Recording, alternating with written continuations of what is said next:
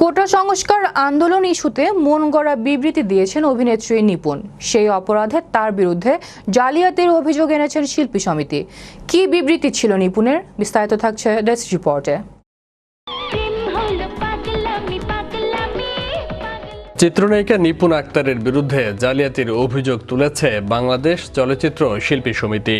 অনৈতিকভাবে সমিতির প্যাড ব্যবহার করে কোটা সংস্কার আন্দোলন ইস্যুতে মনগড়া বিবৃতি দিয়েছেন বলে অভিযোগ এনেছে সমিতির বর্তমান কমিটি।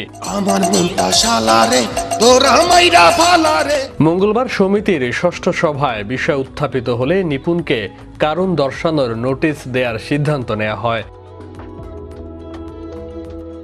এ বিষয়ে আলেকজান্ডার বো বলেন, নিপুণ সাবেক সাধারণ সম্পাদক হিসেবে এটা করতে পারেন না। তিনি অনৈতিকভাবে কাছে থাকা প্যাড ব্যবহার করে মনগড়া বিবৃতি দিয়েছেন। তিনি সমিতিকে বিব্রত করেছেন, যা জালিয়াতির পর্যায়ে পড়ে। এ কারণে সভায় কমিটির সকলে একমত হয়ে তাকে কারণ দর্শানোর নোটিশ দেওয়া হচ্ছে। আলেকজান্ডার বো আরও জানান, 2-1 দিনের মধ্যে তাকে নোটিশ পাঠানো হবে। জবাব সন্তোষজনক না হলে তার বিরুদ্ধে আইনানুগ ব্যবস্থা নেওয়া হবে। এ ব্যাপারে জানতে নিপুণ আক্তারের সঙ্গে মুঠোফোনে যোগাযোগের চেষ্টা করা হলেও তাকে পাওয়া যায়নি। চলতি মাসের 16 জুলাই সমিতির প্যাড ব্যবহার করে কোটা সংস্কার আন্দোলন নিয়ে ফেসবুক ও ইনস্টাগ্রামে একটি বিবৃতি পোস্ট করেছেন নিপুণ আক্তার। ওই বিবৃতিতে সাবেক সাধারণ সম্পাদক হিসেবে সই করেছেন তিনি। ফেসবুকে সেটি পোস্ট করার পর এ নিয়ে সমালোচনা শুরু হয়।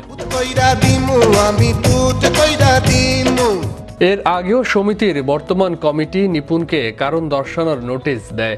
বাংলাদেশ চলচ্চিত্র শিল্পী সমিতির সাধারণ সম্পাদক মনোয়ার হোসেন ডিপজলকে নিয়ে বাজে মন্তব্য করায় সমিতি থেকে নিপুণের সদস্য পদ কেন বাতিল হবে না জানতে চেয়ে দেয়া ওই চিঠির জবাব দিয়েছেন নিপুণ আক্তার।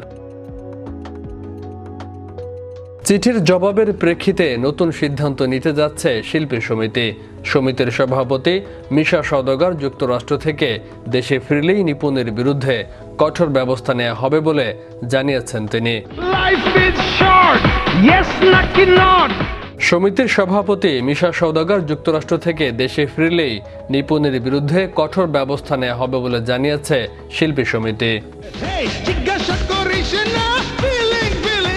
বিশ্ব বাংলা 24 বিনোদন ডেস্ক।